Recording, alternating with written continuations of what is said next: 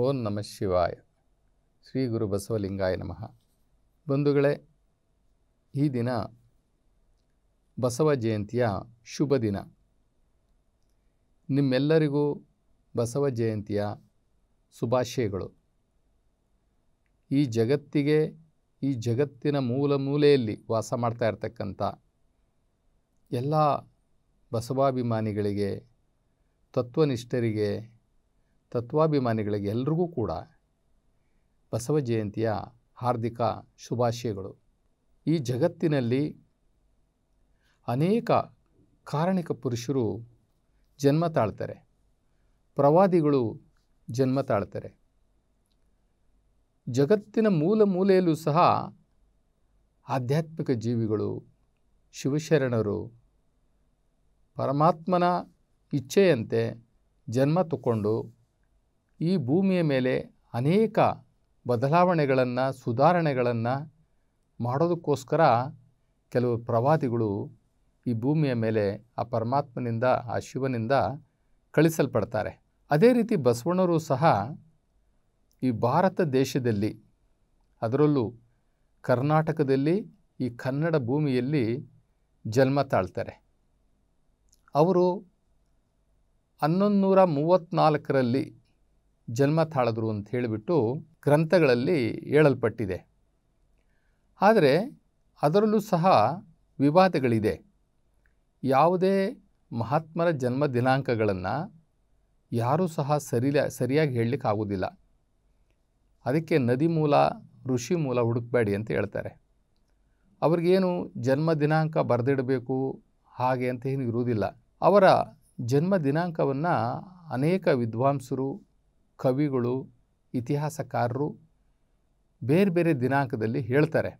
ಆದರೆ ನಾವು ಸಾಮಾನ್ಯವಾಗಿ ಒಂದು ಇಸ್ವಿಯನ್ನು ಇಟ್ಕೊಂಡಿದ್ದೀವಿ. ಕ್ರಿಸ್ತಶಕ 1134ರಲ್ಲಿ ಬಸವಣ್ಣನವರು ಭಾರತ ದೇಶದ ಕರ್ನಾಟಕದಲ್ಲಿ ನಮ್ಮ ಈಗಿನ ಬಾಗೇವಾಡಿ, ಆ ಬಾಗೇವಾಡಿ ಜಿಲ್ಲೆಯಲ್ಲಿ ಜನನ ತಾಳ್ತಾರೆ. ತಾಯಿಯ ತವ್ರ ಮನೆ ಹಿಂಗಳೇಶ್ವರ. ಇದೇ ಬಸವಣ್ಣನವರು 1196ರಲ್ಲಿ ಲಿಂಗೈಕ್ಯರಾಗ್ತಾರೆ ಅಂತಲೂ ಸಹ ಉಲ್ಲೇಖಗಳಿದ್ದಾವೆ. ಈ ಇಸುವಿಯನ್ನು ಹೆಚ್ಚಾಗಿ ಗಮನಿಸ್ದಲೇ ಅವರು ಅಕ್ಷಯ ತೃತೀಯ ದಿನ ಹುಟ್ಟಿದ್ರು ಅಂತಕ್ಕಂಥದ್ದನ್ನು ಮಾತ್ರ ಗಮನಿಸ್ಕೊಂಡು ಹೋಗ್ತಾ ಇದ್ದೀವಿ. ಹೀಗೆ ಬಸವಣ್ಣನವರು ನಮ್ಮ ಕರ್ನಾಟಕದ ಹಿಂಗಳೇಶ್ವರ ಅನ್ನುವಂತಹ ಗ್ರಾಮದಲ್ಲಿ ಹುಟ್ಟಿ ಹಿಂಗಳೇಶ್ವರದಿಂದ ಇಂಗ್ಲೆಂಡ್ವರೆಗೆ ಹೋಗಿದ್ದಾರೆ. ಇಂಗ್ಲೇಶ್ವರದಲ್ಲಿ ಹುಟ್ಟಿದಂತಹ ಬಸವಣ್ಣ ಹಿಂಗಳೇಶ್ವರದಿಂದ ಇಂಗ್ಲೆಂಡ್ವರೆಗೆ ಇವತ್ತು ಬಸವಣ್ಣ ವ್ಯಾಪಕವಾಗಿ ಬರೆದಿದ್ದಾರೆ, ಬೆಳೆದು ನಿಂತಿದ್ದಾರೆ. ಇಂಗ್ಲೆಂಡಲ್ಲಿ ಒಬ್ಬರು ನೀರಜ್ ಪಾಟೀಲ್ ಅಂತ ಹೇಳಿಬಿಟ್ಟು ಅವರು ಅಲ್ಲಿ ಇಂಗ್ಲೆಂಡಲ್ಲಿ ಮೇಯರ್ ಆಗಿದ್ದರು. ಲ್ಯಾಂಬೆತ್ ಅಂತಕ್ಕಂಥ ಒಂದು ಸಿಟಿನಲ್ಲಿ ಅವರು ಮೇಯರು. ಅಲ್ಲಿ ಅವರ ಪ್ರಯತ್ನದಲ್ಲಿ ಬಸವಣ್ಣನವರ ಒಂದು ಪ್ರತಿಮೆ ಇಂಗ್ಲೆಂಡಲ್ಲೂ ಸಹ ಒಂದು ಪ್ರತಿಷ್ಠಾಪನೆ ಮಾಡಲಾಗಿದೆ. ಹೀಗೆ ಬಸವಣ್ಣನವರು ನಮ್ಮ ಕರ್ನಾಟಕದಲ್ಲಿ, ಕನ್ನಡ ಭೂಮಿಯಲ್ಲಿ ಜನಿಸ್ತಾರೆ. ಅವರ ತಂದೆ ತಾಯಿ ಮಾದರಸ ಮತ್ತು ಮಾದಲಾಂಬಿಕೆ. ಅತ್ಯಂತ ಸಾತ್ವಿಕ ತಂದೆ ತಾಯಿಗಳು, ಸಾತ್ವಿಕ ಕುಟುಂಬ. ಇಂತಹ ಕುಟುಂಬದಲ್ಲಿ ಬಸವಣ್ಣನವರು ಜನ್ಮ ತಾಳ್ತಾರೆ. ಬಸವಣ್ಣನವರ ಬಗ್ಗೆ ಅನೇಕ ಕಟ್ಟುಕತೆಗಳು ಇದ್ದಾವೆ. ನಾವು ಆ ಕಟ್ಟುಕತೆಗಳು ಮತ್ತು ನಮ್ಮ ಪುರಾಣದಲ್ಲಿ ಬರ್ತಕ್ಕಂಥ ಪೌರಾಣಿಕ ಕಥೆಗಳಿಗೆ ನಾವು ಹೆಚ್ಚು ತಲೆ ಕೆಡಿಸ್ಕೊಳ್ಳೋದು ಬೇಕಾಗಿಲ್ಲ. ನಾವು ವಸ್ತುನಿಷ್ಠವಾಗಿ ಬಸವಣ್ಣನವರ ಬಗ್ಗೆ ತಿಳ್ಕೊಳ್ಬೇಕಾಗಿದೆ.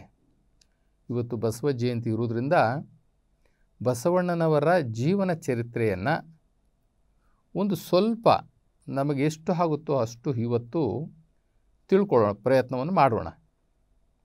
ಮಾದರಸ ಮತ್ತು ಮಾದಲಾಂಬಿಕೆ ಅನ್ನುವಂತಹ ತಂದೆ ತಾಯಿಯ ಚಿತ್ಗರ್ಭದಲ್ಲಿ ಬಸವಣ್ಣನವರು 1134 ಇಸವಿಯಲ್ಲಿ ಅಕ್ಷಯ ತೃತೀಯ ದಿನದಲ್ಲಿ ಜನ್ಮ ತಾಳ್ತಾರೆ ಅಂತಕ್ಕಂಥದ್ದು ನಮಗೆ ಉಲ್ಲೇಖದಲ್ಲಿ ಸಿಗ್ತದೆ, ವಚನಗಳಲ್ಲೂ ಸಹ ಸಿಗುತ್ತೆ. ಅವತ್ತಿನ ಸಮಕಾಲೀನ ಇತಿಹಾಸಕಾರರು, ಕವಿಗಳು ಸಹ ಬರೆದಿಟ್ಟಿದ್ದಾರೆ. ಬಸವಣ್ಣನವರು ಜನ್ಮ ತಾಳ್ತಾರೆ, ಮಗು ಜನಿಸುತ್ತೆ, ಆದರೆ ಕಣ್ಣೇ ತೆಗೆಯುವುದಿಲ್ಲ. ಅದು ಮಗು ಕಣ್ಣು ತೆಗೆದಿಲ್ಲ, ಅದು ಯಾವ ರೀತಿ ಚಲನೆಯೂ ಸಹ ಇಲ್ಲ, ಬರೀ ಉಸಿರಾಡ್ತಾ ಇದೆ, ಚಲನೆ ಇಲ್ಲ, ಕಣ್ಣು ತೆರೀತಾ ಇಲ್ಲ, ಮಗು ಆರಾಮಾಗಿದೆ.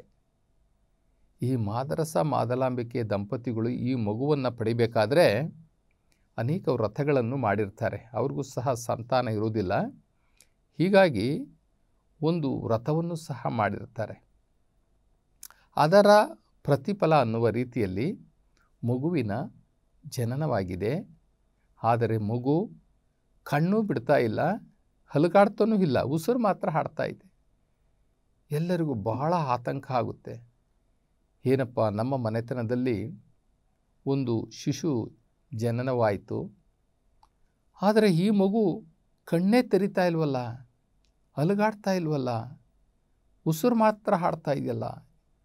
ಎಲ್ಲರ ಮನಸ್ಸಿನಲ್ಲಿ ಒಂದು ರೀತಿಯ ನೋವು ಉಂಟಾಗಿಬಿಟ್ಟಿದೆ. ಆವಾಗ ಆ ಮನೆತನದ ಹಿರಿಯರು ಆ ಮನೆತನಕ್ಕೆ ನಡ್ಕೊಳ್ಳುವಂತಹ ಒಬ್ಬರು ಮುನಿಗಳಿರ್ತಾರೆ.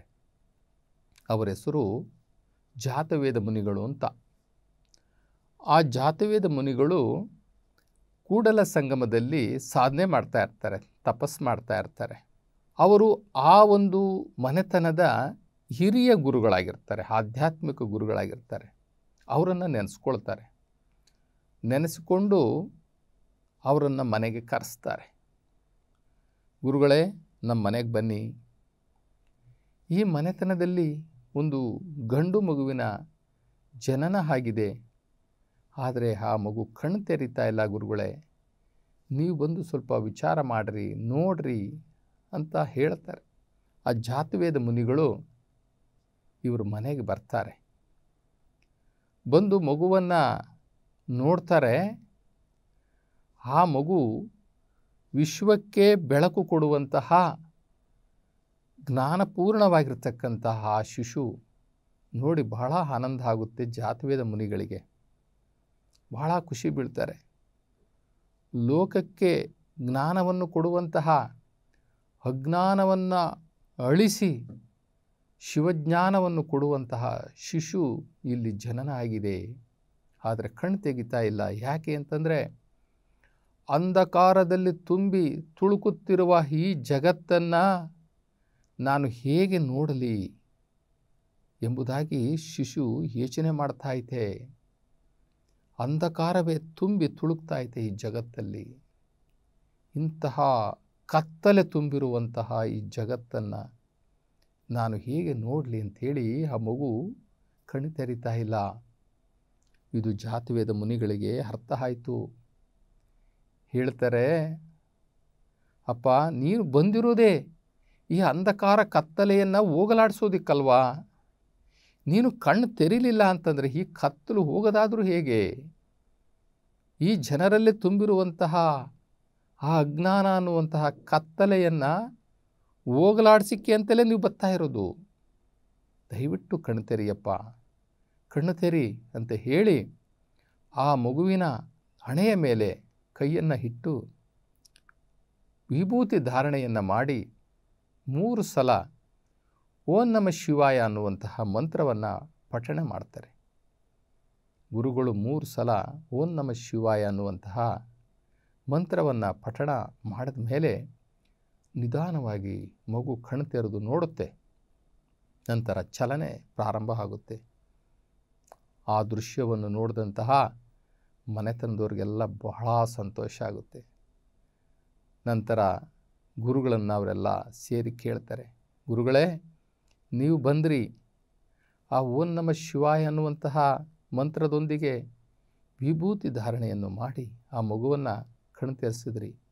ಹಾಗೆಯೇ ಇದೇ ಶುಭ ಸಂದರ್ಭದಲ್ಲಿ ಆ ಮಗುವಿಗೆ ಒಂದು ನಾಮಕರಣದ ಶಬ್ದಗಳನ್ನು ಹೇಳಿಬಿಡಿ. ಏನು ಆ ಮಗುವಿಗೆ ಹೆಸರಿಡಬೇಕು ಅನ್ನುವಂತಹ ಶಬ್ದಗಳನ್ನು ಹೇಳಿಬಿಡಿ.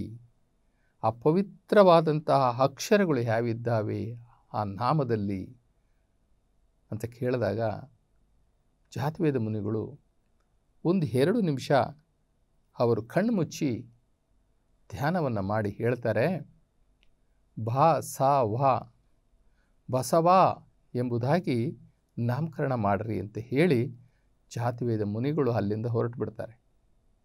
ನಂತರದ ದಿನಗಳಲ್ಲಿ ಆ ಬಾಲಕ ಬೆಳೀತಾ ಹೋಗ್ತಾನೆ, ವಿಶೇಷವಾಗಿ ಬೆಳೀತಾ ಹೋಗ್ತಾನೆ.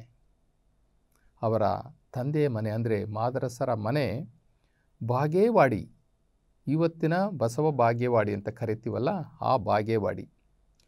ಆ ಬಾಗೇವಾಡಿಯಲ್ಲಿ ಬಸವಣ್ಣನವರ ತಂದೆ ಮಾದರಸ ಆ ಒಂದು ಪ್ರಾಂತ್ಯಕ್ಕೆ ನಾಯಕನಾಗಿರ್ತಾನೆ, ಅಂದರೆ ಮುಖ್ಯಸ್ಥ. ಅಲ್ಲಿಯ ಆ ಬ್ರಾಹ್ಮಣರು ವಾಸ ಮಾಡುವಂತಹ ಆ ಬ್ರಾಹ್ಮಣರ ಆ ಕೇರಿಯಲ್ಲಿ ಇವರೇ ಬಹಳ ಮುಖ್ಯಸ್ಥರಾಗಿರ್ತಾರೆ. ಆಗು ಹೋಗುಗಳೆಲ್ಲವನ್ನೂ ಸಹ ಇವರು ನೋಡಿಕೊಳ್ಳುವಂಥವರಾಗಿರ್ತಾರೆ. ಅಲ್ಲಿ ವೇದ, ಆಗಮ, ಶಾಸ್ತ್ರ, ಪುರಾಣ ಪಂಡಿತರು ಎಲ್ಲರೂ ವಾಸ ಮಾಡುವಂತಹ ಆ ಪ್ರದೇಶಕ್ಕೆ ಅಗ್ರಹಾರ ಅಂತ ಹೇಳಿಬಿಟ್ಟು ಕರೀತಾರೆ. ಬ್ರಾಹ್ಮಣರು ವಿಶೇಷವಾಗಿ ಈ ಪುರೋಹಿತಿಕೆ ಮಾಡುವಂಥವರೆಲ್ಲರೂ ಕೂಡ ವಾಸ ಮಾಡುವಂತಹ ಜಾಗಕ್ಕೆ, ಆ ಒಂದು ಗ್ರಾಮಕ್ಕೆ ಅವರು ಅಗ್ರಹಾರ ಅಂತ ಹೇಳಿಬಿಟ್ಟು ಕರೀತಾರೆ. ಅಗ್ರಹ ಅಂತಂದರೆ ಬಹಳ ಎತ್ತರವಾದಂಥದ್ದು. ಈ ಅಗ್ರಹಾರ ಅಂದರೆ ಪವಿತ್ರವಾದಂಥದ್ದು, ಎಲ್ಲರಿಗಂತ ಒಂದು ಪವಿತ್ರವಾಗಿರ್ತಕ್ಕಂಥ ಜಾಗ ಅಂಥೇಳಿ. ಆ ಒಂದು ಅಗ್ರಹಾರದ ಮುಖ್ಯಸ್ಥರಾಗಿ ಮಾದರಸ ಅಲ್ಲಿ ಬಹಳ ಒಳ್ಳೆಯ ಹೆಸರನ್ನು ಮಾಡಿರ್ತಾರೆ. ಅಂಥವರ ಪುತ್ರನಾಗಿ ಬಸವಣ್ಣ ಜನಿಸಿ ತನ್ನ ಬಾಲ್ಯದಲ್ಲಿ ಆಟಪಾಠಗಳ ಜೊತೆಯಲ್ಲಿ ವಿಶೇಷವಾದಂತಹ ವಿಚಾರಧಾರೆಯನ್ನು ತೋರಿಸ್ತಾ ಹೋಗ್ತಾರೆ ಬಸವಣ್ಣ. ಬೆಳೆಯುವ ಪೈರು ಮೊಳಕೆಯಲ್ಲಿ ಅನ್ನುವಂತಹ ವಿಶೇಷತೆಯಿಂದ ಬಸವಣ್ಣ ಬೆಳೀತಾ ಇರ್ತಾನೆ. ಹೇಗೆ ಪೂರ್ಣಚಂದ್ರ ದಿನೇ ದಿನೇ ದಿನೇ ದಿನೇ ಅಭಿವೃದ್ಧಿ ಆಗ್ತಾನಲ್ಲ, ಹಾಗೆ ಬಸವಣ್ಣ ತನ್ನ ಪ್ರಭಾವವನ್ನು ಬೀರಿ ಇಡೀ ಆ ಒಂದು ಊರಿನಲ್ಲಿ ವಿಶೇಷವಾದಂತಹ ಸ್ಥಾನವನ್ನು ಬಸವಣ್ಣ ಪಡ್ಕೊಳ್ತಾನೆ. ಎಲ್ಲರಿಗಂತೂ ಬುದ್ಧಿವಂತ, ಎಲ್ಲರಿಗಂತೂ ವಿಚಾರವಾದಿ, ತರ್ಕ, ಸಣ್ಣ ವಯಸ್ಸಿನಲ್ಲೇ ವಿಶೇಷವಾದಂತಹ ತರ್ಕ, ದೊಡ್ಡ ದೊಡ್ಡ ವಿಚಾರಗಳ ಬಗ್ಗೆ ಬಾಯಾಗ್ತಾಯಿದ್ರು. ಇದು ಹೆಂಗೆ, ಅದು ಹೆಂಗೆ, ಅದು ಹೆಂಗೆ. ವೇದದಲ್ಲಿ ಬರುವಂತಹ ಕೆಲವು ವಿಚಾರಗಳನ್ನು ಸಹ ಚಿಂತನ ಮಂಥನ ಮಾಡಿ ಪ್ರಶ್ನೆಗಳು ಹಾಕುವಂತಹ ಒಂದು ಸಾಮರ್ಥ್ಯ ಬಸವಣ್ಣನವರಿಗೆ ಚಿಕ್ಕ ವಯಸ್ಸಿನಲ್ಲೇ ಬಂದುಬಿಡ್ತು.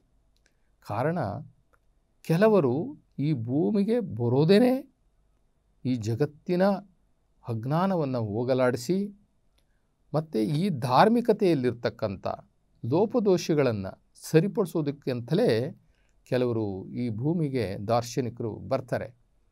ಆ ಪರಂಪರೆಯಲ್ಲಿ ಬಂದಂಥ ಬಸವಣ್ಣ ಚಿಕ್ಕ ವಯಸ್ಸಿನಲ್ಲಿ ಆ ಅಗ್ರಹಾರದ ಮಕ್ಕಳಲ್ಲೇ ಒಂದು ವಿಶೇಷ ಸ್ಥಾನವನ್ನು ಪಡ್ಕೊಳ್ತಾರೆ.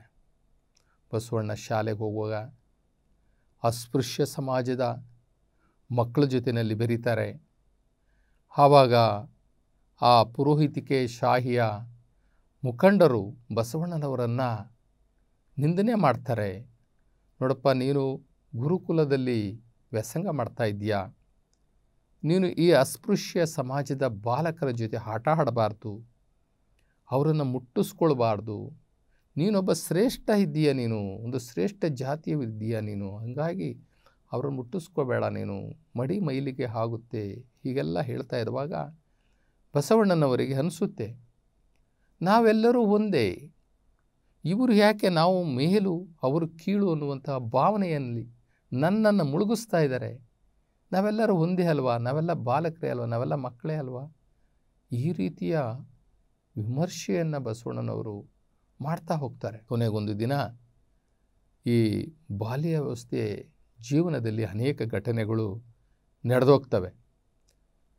ಈ ಜಾತಿ ಪದ್ಧತಿಯನ್ನು ಬಸವಣ್ಣನವರು ಸಣ್ಣ ವಯಸ್ಸಿನಲ್ಲೇ ಬಹಳ ಗಂಭೀರವಾಗಿ ಗಮನಿಸ್ತಾರೆ.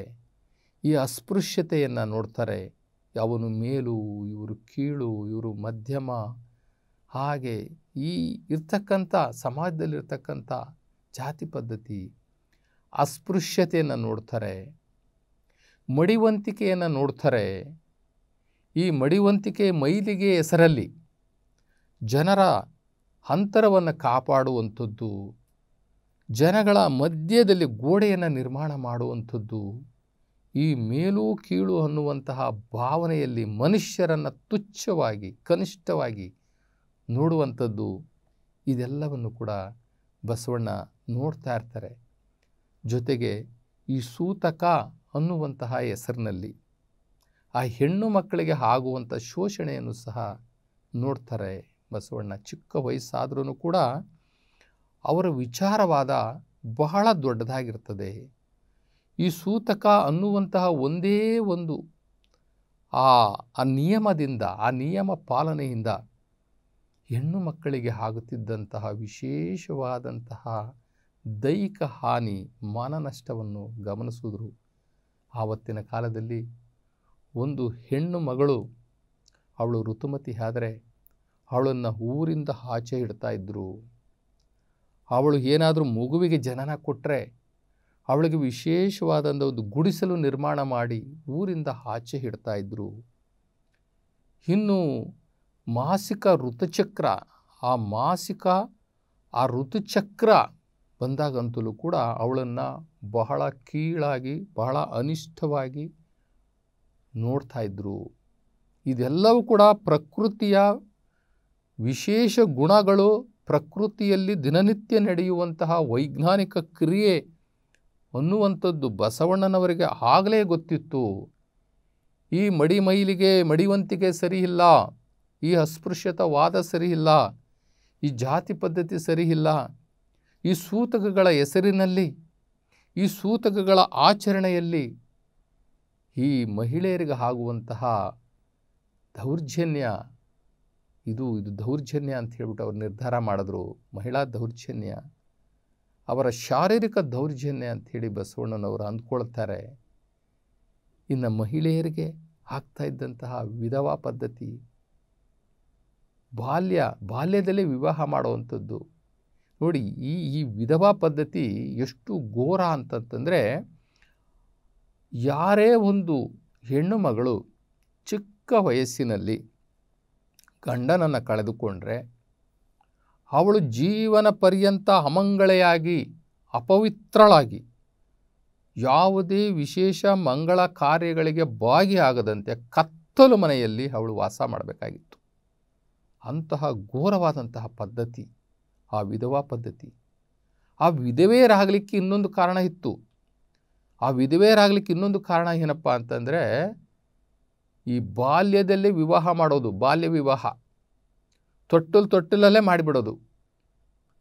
ಹೀಗಾಗಿ ಆ ಚಿಕ್ಕ ವಯಸ್ಸಿನಲ್ಲಿ ಇನ್ನು ಅವರಿಗೆ ತಿಳುವಳಿಕೆ ಬರುವ ಮುನ್ನವೇ ಈ ಬಾಲ್ಯ ವಿವಾಹ ಮಾಡಿದ್ರಿಂದ ಏನಾಗ್ತಾ ಇತ್ತು, ಅವರು ವಯಸ್ಸಿಗೆ ಬರುವಷ್ಟರೊಳಗಡೆ ಯಾವುದೋ ಒಂದು ಕಾರಣಾಂತರದಿಂದ ಆ ಗಂಡು ಮಗು ತೀರ್ಕೊಂಡ್ರೆ ಆ ಹೆಣ್ಣು ಮಗು ಅವಳ ಜೀವನ ಪರ್ಯಂತ ಕಣ್ಣೀರಲ್ಲಿ ಕೈ ತೊಳಿಬೇಕು.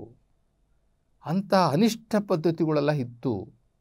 ಅಂಥ ಅನಿಷ್ಟ ಪದ್ಧತಿಗಳನ್ನು ಬಸವಣ್ಣ ಸಣ್ಣ ವಯಸ್ಸಿನಲ್ಲಿಯೇ ಗಮನಿಸ್ತಾರೆ. ಇವತ್ತು ನೀವು ಅವರ ವಯಸ್ಸಲ್ಲಿ ಸರಿಯಾಗಿ ಬಟ್ಟೆ ಹಾಕೊಳ್ಳೋಕ್ಕೆ ಬರೋಲ್ಲ, ನಮಗೆ ಮೂಗಿನಲ್ಲಿ ಸಿಂಬಳ ತೆಗಿಯೋಕ್ಕೆ ಬರೋಲ್ಲ, ನಮಗೆ ತಿಳುವಳಿಕೆನೇ ಇರುವುದಿಲ್ಲ. ಅಂತಹ ಸಣ್ಣ ವಯಸ್ಸಿನಲ್ಲಿ ಬಸವಣ್ಣ ಇಂತಹ ದೊಡ್ಡ ದೊಡ್ಡ ವಿಚಾರಗಳನ್ನು ವಿಚಾರ ಮಾಡ್ತಾರೆ. ಇದು ಸಾಮಾನ್ಯರು ಮಾಡೋದಕ್ಕೆ ಸಾಧ್ಯನಾ? ಆ ದೇವರಿಂದ ಕಳಿಸಲ್ಪಟ್ಟಂತಹ ದೇವದಾಸರಲ್ಲದೆ ಮತ್ತೊಬ್ಬರು ಮಾಡಲಿಕ್ಕೆ ಬರೋದಿಲ್ಲ. ಆ ದೇವದಾಸರು ಮಾತ್ರ ಇಂಥ ವಿಚಾರಗಳನ್ನು ವಿಮರ್ಶನೆ ಮಾಡಿ ಚಿಕ್ಕ ವಯಸ್ಸಿನಲ್ಲೇ ಇವೆಲ್ಲವೂ ಕೂಡ ಚಿಂತನ ಮಂಥನವನ್ನು ಮಾಡಿ ಈ ಜಗತ್ತಿಗೆ ಪರಿಹಾರ ಕೊಡಬೇಕಲ್ಲ, ಈ ಜಗತ್ತನ್ನು ಬದಲಾಯಿಸಬೇಕಲ್ಲ, ಈ ಜಗತ್ತಲ್ಲಿ ಬದಲಾವಣೆಯನ್ನು ತಂದು ಸುಧಾರಣೆಯನ್ನು ಮಾಡಬೇಕಲ್ಲ. ಹೀಗಾಗಿ ಅಂತಹ ದಾರ್ಶನಿಕರು ಅವರ ಚಿಕ್ಕ ವಯಸ್ಸಿನಲ್ಲಿಯೇ ಅವರ ಕಾರ್ಯಾರಂಭವನ್ನು ಮಾಡಿಬಿಡ್ತಾರೆ. ಅವರು ಏನು ಉದ್ದೇಶಕ್ಕೆ ಜಗತ್ತಿಗೆ ಬಂದರೋ ಅದರ ಕಾರ್ಯಾರಂಭವನ್ನು ಚಿಕ್ಕ ವಯಸ್ಸಲ್ಲೇ ಮಾಡಿಬಿಡ್ತಾರೆ. ಈ ಎಲ್ಲ ವಿಚಾರಗಳನ್ನು ಅಷ್ಟು ಸಣ್ಣ ವಯಸ್ಸಿನಲ್ಲಿ ಬಸವಣ್ಣನವರು ಚಿಂತನೆ ಮಾಡೋದ್ರ ಜೊತೆಗೆ ಈ ಬಹುದೇವತಾ ಆರಾಧನೆಗಳನ್ನು ಕೂಡ ಗಮನಿಸ್ತಾರೆ. ಈಗ ಸಾಮಾನ್ಯವಾಗಿ ಒಂದು ಬ್ರಾಹ್ಮಣರ ಮನೆಯಲ್ಲಿ ಎಷ್ಟು ದೇವರುಗಳಿರ್ತವೆ. ಇವರು ಬ್ರಾಹ್ಮಣರು, ಬಸವಣ್ಣನವರು ಶೈವ ಬ್ರಾಹ್ಮಣರು. ಆ ಶೈವ ಬ್ರಾಹ್ಮಣರಾಗಿದ್ದಂತಹ ಅವ್ರ ಮನೆಯಲ್ಲಿ ನೂರಾರು ದೇವತೆಗಳನ್ನ ಇಟ್ಕೊಂಡಿರ್ತಾರೆ, ನೂರಾರು ದೇವತೆಗಳ ವಿಗ್ರಹಗಳನ್ನ ಇಟ್ಕೊಂಡಿರ್ತಾರೆ. ಅವೆಲ್ಲ ದೇವರಲ್ಲ, ದೇವತೆಗಳ ವಿಗ್ರಹಗಳನ್ನ ಇಟ್ಕೊಂಡು ಪೂಜೆ ಮಾಡ್ತಾ ಇರ್ತಾರೆ.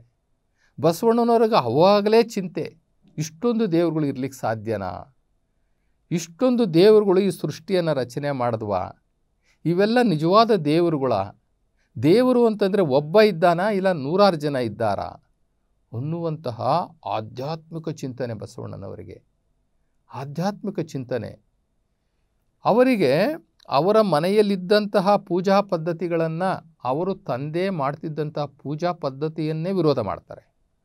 ಅವ್ರ ತಂದೆ ಕೇಳ್ತಾರೆ, ಅಪ್ಪ ಇಷ್ಟು ದೇವರುಗಳು ಇರ್ಲಿಕ್ಕೆ ಸಾಧ್ಯನಾ?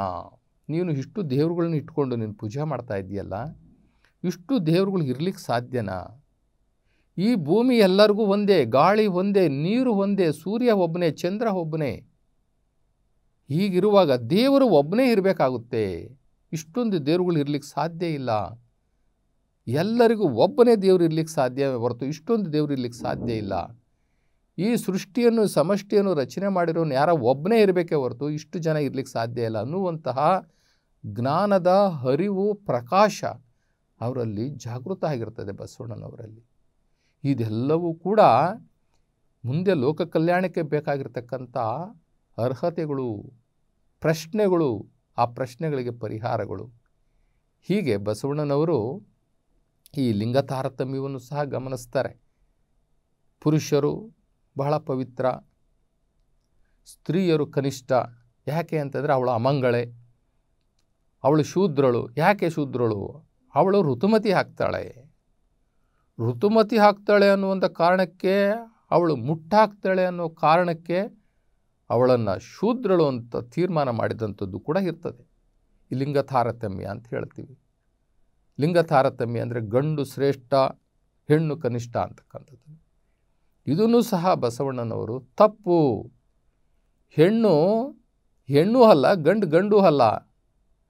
ಅವರು ದೇಹಧಾರಣೆಯಲ್ಲಿ ಹಾಗಿದ್ದಾರೆ ಹೊರತು ಅವರ ಇಬ್ಬರ ಮಧ್ಯದಲ್ಲಿ ಸುಳಿಯುವ ಆ ಆತ್ಮ ಹೆಣ್ಣು ಅಲ್ಲ, ಗಂಡು ಅಲ್ಲ ಅಂಥೇಳಿ ಆ ಸಣ್ಣ ಮಗು ಹೇಳಿಬಿಡುತ್ತೆ. ಆ ಚಿಕ್ಕ ವಯಸ್ಸಿನಲ್ಲಿ ಬಸವಣ್ಣ ಹೇಳ್ತಾನೆ, ಗಂಡಿನಲ್ಲಿ ಗಂಡ ಆತ್ಮ ಇಲ್ಲ, ಹೆಣ್ಣಿನಲ್ಲಿ ಹೆಣ್ಣು ಆತ್ಮ ಇಲ್ಲ. ಮಲೆ ಮುಡಿ ಬಂದರೆ ಹೆಣ್ಣೆಂಬರು, ಮೀಸೆ ಗಡ್ಡ ಬಂದರೆ ಗಂಡೆಂಬರು. ಒಳಗೆ ಸುಳಿದು ಸೂಸುವ ಆ ಆತ್ಮ ಇದೆಯಲ್ಲ, ಆತ್ಮ ಹೆಣ್ಣು ಅಲ್ಲ, ಗಂಡು ಅಲ್ಲ. ಆದ್ದರಿಂದ ಇಬ್ಬರೂ ಕೂಡ ಮುಕ್ತಿ ಸಾಧನೆಗೆ ಅರ್ಹರು. ಇಬ್ಬರಿಗೂ ಮುಕ್ತಿ ಬೇಕು, ಇಬ್ಬರಿಗೂ ಆಧ್ಯಾತ್ಮಿಕ ಬೇಕು, ಇಬ್ಬರಿಗೂ ದೇವರು ಬೇಕು, ಇಬ್ಬರು ದೇವ್ರನ್ನ ಕಾಣುವಂತಹ ಶಕ್ತಿ ಇಬ್ಬರಿಗೂ ಬೇಕು, ಜ್ಞಾನ ಇಬ್ಬರಿಗೂ ಬೇಕು. ಆದ್ದರಿಂದ ಇಬ್ಬರೂ ಸಮಾನರು. ದೇವರ ದೃಷ್ಟಿಯಲ್ಲಿ ದೇವರ ಅನುಗ್ರಹವನ್ನು ಪಡ್ಕೊಳ್ಳಿಕ್ಕೆ ಇಬ್ಬರೂ ಸಮಾನರೇ ಹೊರತು ಗಂಡು ಶ್ರೇಷ್ಠ, ಹೆಣ್ಣು ಕನಿಷ್ಠ ಅಂತಕ್ಕಂಥದ್ದನ್ನು ಆ ಬಾಲ ಬಸವಣ್ಣ ವಿರೋಧಿಸ್ತಾರೆ. ಜೊತೆಗೆ ಆವತ್ತಿನ ಕಾಲದಲ್ಲಿ ಜನಿವಾರ ಹಾಕುವಂಥದ್ದು ಇದೆಯಲ್ಲ, ಆ ಜನಿವಾರ ಹಾಕುವಂಥದ್ದು ಬರೀ ಗಂಡು ಮಕ್ಕಳಿಗೆ ಮಾತ್ರ ಸೀಮಿತ ಮಾಡಿರ್ತಾರೆ. ಆ ಗಂಡು ಮಕ್ಕಳು ಮಾತ್ರ ಜನಿವಾರವನ್ನು ತೊಟ್ಕೊಳ್ಬೇಕು. ಯಾಕೆ ಅಂತಂದರೆ ಜನಿವಾರ ಅಂತಕ್ಕಂಥದ್ದು ಆ ಸಂಪ್ರದಾಯದ ಒಂದು ದೊಡ್ಡ ಧಾರ್ಮಿಕ ವಿಧಿ. ಅದು ಆ ದೊಡ್ಡ ಧಾರ್ಮಿಕ ವಿಧಿ ಯಾರು ಧರಿಸ್ಬೇಕು ಅಂತಂತಂದರೆ ಗಂಡು ಮಕ್ಕಳು ಮಾತ್ರ ಧರಿಸ್ಬೇಕು ಅನ್ನುವಂಥದ್ದು ಇರ್ತದೆ. ಆವಾಗ ಬಸವಣ್ಣವ್ರು ಹೇಳ್ತಾರೆ, ಒಂದು ಬಸವಣ್ಣನವರೇ ಒಂದು ಜನಿವಾರ ತೊಡಿಸ್ಕೊಳ್ಳುವಂತಹ ಒಂದು ಹಬ್ಬ ಬರ್ತದೆ. ಆ ಹಬ್ಬದಲ್ಲಿ ಕೇಳ್ತಾರೆ ಬಸವಣ್ಣನವರು, ನನ್ನ ಅಕ್ಕ ನಾಗಮ್ಮ ನನಗಂತ ಮೊದಲು ಹುಟ್ಟಿದವಳು, ಆದ್ದರಿಂದ ನನ್ನ ಜೊತೆಯಲ್ಲಿ ನಾಗಮ್ಮನಿಗೂ ಸಹ ಜನಿವಾರ ಧಾರಣೆ ಆಗಬೇಕು ಅನ್ನುವಂತಹ ವಿಚಾರವನ್ನು ಮುಂದಿಡ್ತಾರೆ. ಆವಾಗ ಅಲ್ಲಿ ಹಿರಿಯರು ಒಪ್ಪೋದಿಲ್ಲ. ನೋಡು ಬಸವಣ್ಣ, ಇಂಥ ದೊಡ್ಡ ದೊಡ್ಡ ವಿಚಾರಗಳಿಗೆಲ್ಲ ನೀನು ತಲೆ ಹಾಕಬಾರ್ದು, ಇದು ನಿನಗೆ ಅರ್ಥ ಆಗೋದಿಲ್ಲ. ಹೆಣ್ಣು ಮಕ್ಕಳು ಶೂದ್ರರು, ಆದ್ದರಿಂದ ಈ ಸಂಸ್ಕಾರದ ಆಚರಣೆಗಳು ಅವರಿಗೆ ಅಳವಡೋದಿಲ್ಲ, ಅವ್ರಿಗೆ ಅನ್ವಯಿಸೋದಿಲ್ಲ ಅಂತ ಕೇಳಿದಾಗ ಬಸವಣ್ಣವರು ಮರುಪ್ರಶ್ನೆ ಹಾಕ್ತಾರೆ. ಈ ಜಗತ್ತಿನಲ್ಲಿರುವ ಎಲ್ಲ ಹೆಂಗಸರು ಶೂದ್ರರಾಗಿದ್ದೇ ಆದರೆ ಆ ಶೂದ್ರರ ಹೊಟ್ಟೆಯಲ್ಲಿ ಹುಟ್ಟಿದ ಈ ಗಂಡಸರು ಪವಿತ್ರರೆಂಗೆ ಆಗುತ್ತಾರೆ? ಈ ಪ್ರಶ್ನೆ ನಾವೆಲ್ಲರೂ ಕೂಡ ಅರ್ಥ ಮಾಡ್ಕೋಬೇಕು. ಈ ಜಗತ್ತಿನಿರ್ತಕ್ಕಂಥ ಎಲ್ಲ ಹೆಣ್ಣು ಮಕ್ಕಳು ಶೂದ್ರರು ಅನ್ನುವುದಾದರೆ ಅಂಥವರ ಚಿತ್ಗರ್ಭದಲ್ಲಿ ಬರುವಂತಹ ನಾವು ಹೇಗೆ ಪವಿತ್ರರಾಗಲು ಸಾಧ್ಯ ಎಂಬುದಾಗಿ ಪ್ರಶ್ನೆ ಕೇಳಿದಂತಹ ಮಹಾತ್ಮ ಬಸವಣ್ಣ, ಆ ಬಾಲಬಸವಣ್ಣನಿಗೆ ಎಂಥ ಜ್ಞಾನ, ಎಂಥ ಅರಿವು, ಇದು ಯಾರಿಗೂ ಸಹ ನಿರೀಕ್ಷೆಯೂ ಕೂಡ ನಾವು ಮಾಡಲಿಕ್ಕಾಗುವುದಿಲ್ಲ. ಇಂತಹ ಬಸವಣ್ಣ ಆ ಮೂಢನಂಬಿಕೆಗಳಿಂದ ಕೂಡಿರ್ತಕ್ಕಂಥ ಆ ಮನೆಯನ್ನು, ಆ ಮನೆತನವನ್ನು, ಬಹುದೇವ ಆರಾಧನೆ ಮಾಡುವಂತಹ ಆ ಕುಟುಂಬವನ್ನು, ಆ ಧರ್ಮವನ್ನು, ಆ ಧರ್ಮಶಾಸ್ತ್ರವನ್ನು, ಆ ಸಂಸ್ಕಾರಗಳನ್ನು ಎಲ್ಲವನ್ನು ಕೂಡ ತ್ಯಜಿಸಿ ಬಸವಣ್ಣ ತನ್ನ 8ನೇ ವಯಸ್ಸಿನಲ್ಲಿ ಬಸವಣ್ಣ ಕೂಡಲ ಸಂಗಮಕ್ಕೆ ಬಂದುಬಿಡ್ತಾರೆ. ಮನೆ ತೊರೆದು ಬಿಡ್ತಾರೆ. ಮನೆ ತೊರೆದು ಕೂಡಲ ಸಂಗಮಕ್ಕೆ ಬರ್ತಾರೆ. ಕೂಡಲ ಸಂಗಮದಲ್ಲಿ ಜಾತವೇದ ಮುನಿಗಳು ಇರ್ತಾರಲ್ಲ, ಅವರ ಜೊತೆ ಅಧ್ಯಯನ ಮಾಡ್ತಾರೆ. ವೇದಗಳು, ಉಪನಿಷತ್ತುಗಳು, ಶಾಸ್ತ್ರಗಳು, ಪುರಾಣಗಳು ಇವೆಲ್ಲವನ್ನು ಕೂಡ ಅಧ್ಯಯನ ಮಾಡ್ತಾರೆ. ಅಧ್ಯಯನ ಮಾಡಿದ್ರೆ ಅವರಿಗೆ ಸಮಾಧಾನ ಆಗೋದೇ ಇಲ್ಲ. ಏನು ವೇದಗಳು, ಪುರಾಣಗಳು, ಶಾಸ್ತ್ರಗಳು ಇವೆಲ್ಲ ಕಡಿಮೆನಾ? ಆದರೂ ಕೂಡ ಬಸವಣ್ಣನವರಿಗೆ ಏನೋ ಕೊರತೆ ಕಾಡ್ತದೆ. ಏನು ಕೊರತೆ ಕಾಡ್ತದೆ ಅಂತಂದರೆ, ವೇದಗಳಲ್ಲಿ ಸಮಾನತೆ ಇಲ್ಲ ಅಂತ ಹೇಳ್ತಾರೆ. ಎಲ್ಲರೂ ಒಂದೇ, ಎಲ್ಲರೂ ಭಗವಂತನ ಮಕ್ಕಳೇ ಅನ್ನುವಂಥದ್ದನ್ನು ಅಲ್ಲಿ ಒಪ್ತಾ ಇಲ್ಲ. ಅಲ್ಲಿ ಮೇಲು ಕೀಳು ಅಂತಕ್ಕಂಥದ್ದು, ಶ್ರೇಷ್ಠ ಕನಿಷ್ಠ ಅಂತಕ್ಕಂಥದ್ದನ್ನು ನೋಡ್ತಾರೆ. ಅವ್ರಿಗೆ ಇಷ್ಟ ಆಗೋದಿಲ್ಲ. ಮಾನವನು ಕನಿಷ್ಠನೂ ಅಲ್ಲ, ಮಾನವನು ಶ್ರೇಷ್ಠನು, ಎಲ್ಲ ಸಮ.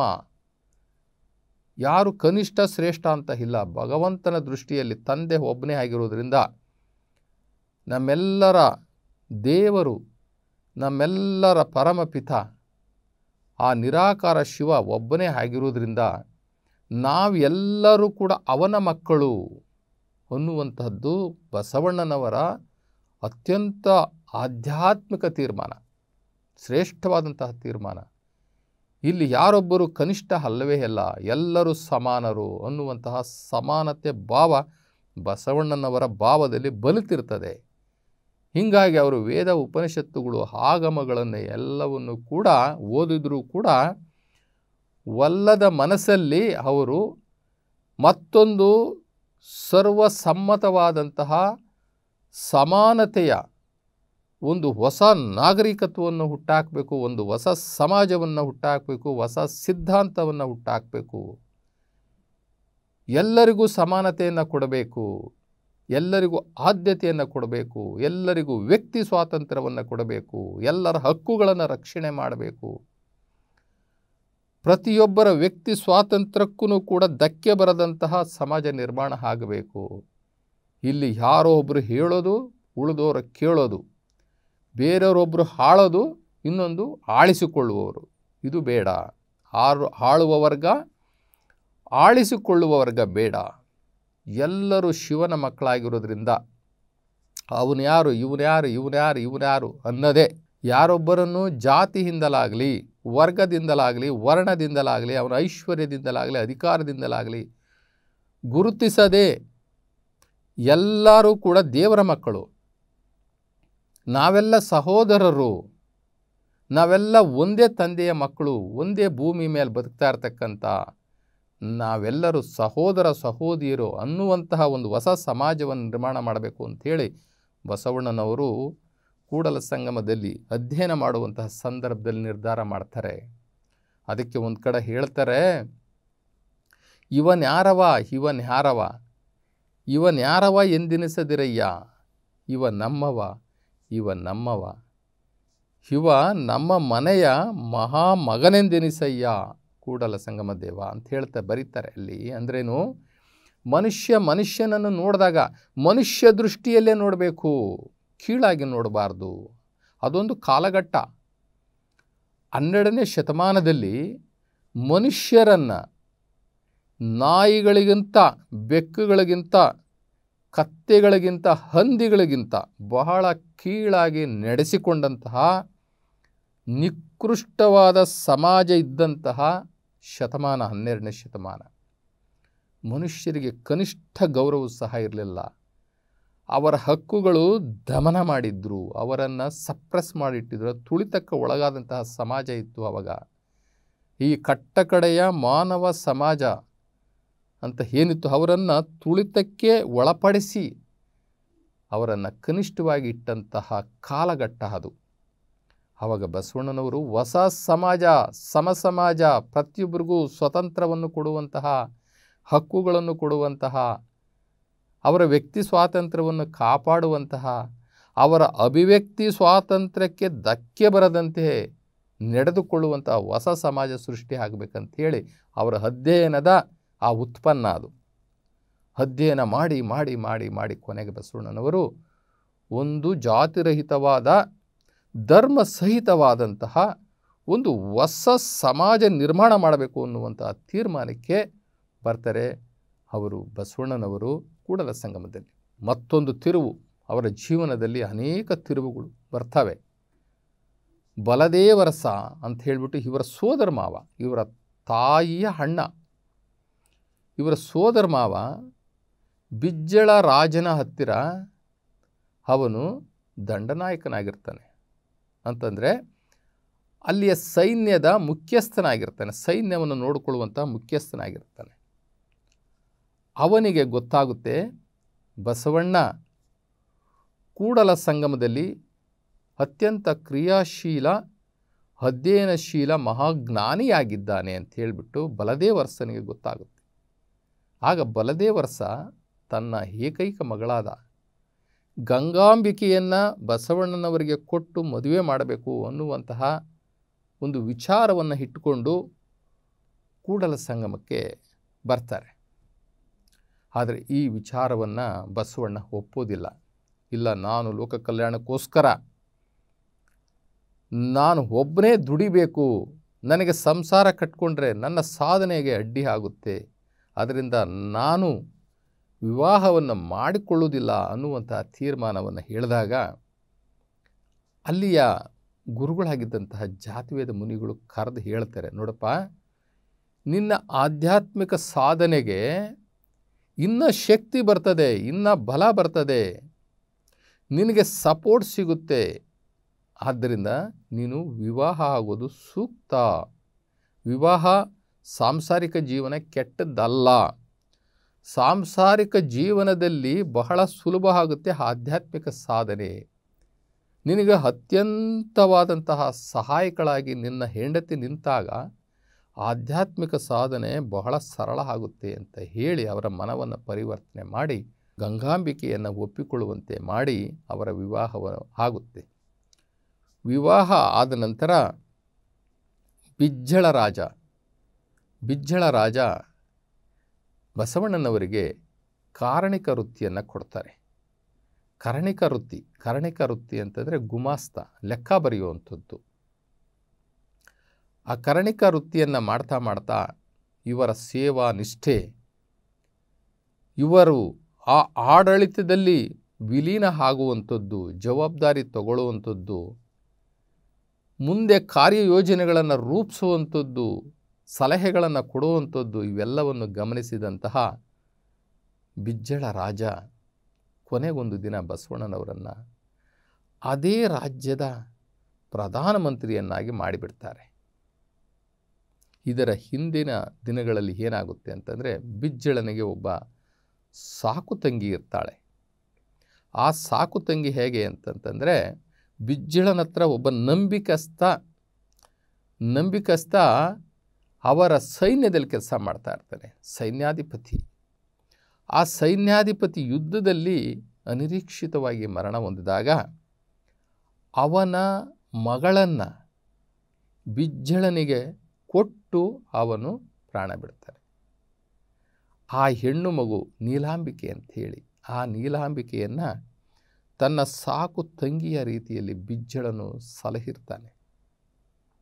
ಇವರಿಬ್ಬರೂ ಸ್ನೇಹಿತೆಯರು, ನೀಲಾಂಬಿಕೆ ಮತ್ತು ಗಂಗಾಂಬಿಕೆ ಇಬ್ಬರೂ ಕೂಡ ಆ ರಾಜ್ಯದಲ್ಲೇ ಇವರಪ್ಪ ಮತ್ತು ಅವರಪ್ಪ ಇಬ್ಬರೂ ಸೈನ್ಯದಲ್ಲಿ ಕೆಲಸ ಮಾಡ್ತಾ ಇದ್ರಲ್ಲ. ಹೀಗಾಗಿ ಅವರು ಇಬ್ಬರು, ನೀಲಾಂಬಿಕೆ ಮತ್ತು ಗಂಗಾಂಬಿಕೆ ಇಬ್ಬರೂ ಕೂಡ ಗೆಳತಿಯರು.